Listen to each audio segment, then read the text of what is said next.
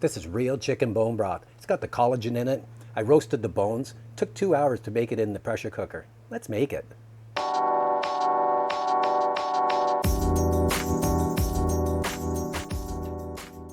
Today I'm making roasted bone broth in a pressure cooker. We're going to roast the bones first. So I boned out a chicken yesterday for some fajitas, and this is the stuff that I have left over. All the carcass, I've got some fat, and I've got some bones. And I'm just going to put them on a tray. I've got the grill preheated to 450 degrees.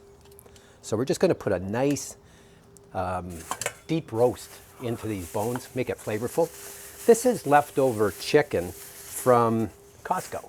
We had a Costco chicken, and this is the carcass. Just keep it in the freezer. And I'm going to roast this up too. There we go. So it looks like that. This is going to make such a rich, rich broth. And you can do it with beef bones too.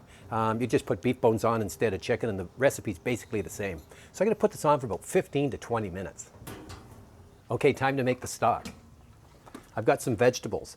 I've got a carrot, which I've roughly chopped, some celery, a stalk or so, some parsley, some basil, some more parsley. I've got some onion, one onion roughly chopped. The recipe for this is going to be in the show notes below.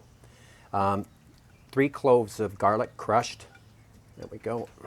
I've got a tablespoon of apple cider vinegar.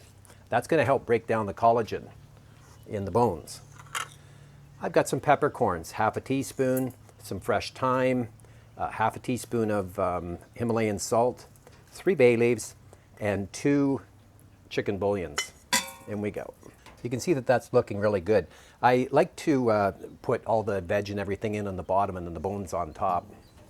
So let's see what this looks like. You can see how that's nicely roasted. Smells like roast chicken. Let me use this.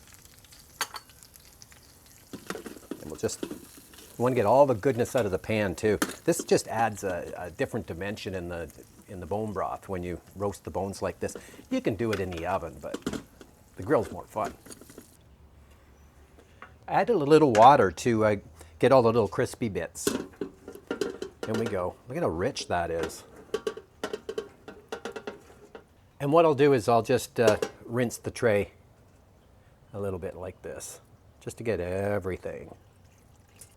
And then we'll just cover the bones.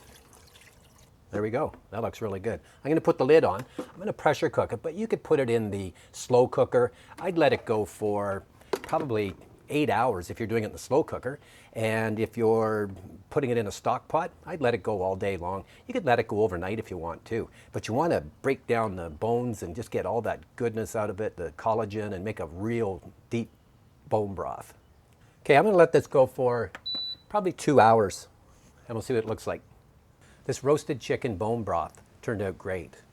It took 30 minutes for the temperature to get up on the pressure cooker, and then I cooked it for 2 hours, and then it took 30 minutes for the temperature to come back down to natural release of the steam. And what I did was I strained it, and this is what I call the first run. So this is just the pure broth. And then I put the vegetables back into the pot, and I add some water, and then this is kind of washed out, but there's still a lot of flavor in there. And this one here is going to be for the freezer, and whenever you need chicken bone broth. It's pretty easy to make. This makes the best soup base. Hopefully you make it. Thanks for watching.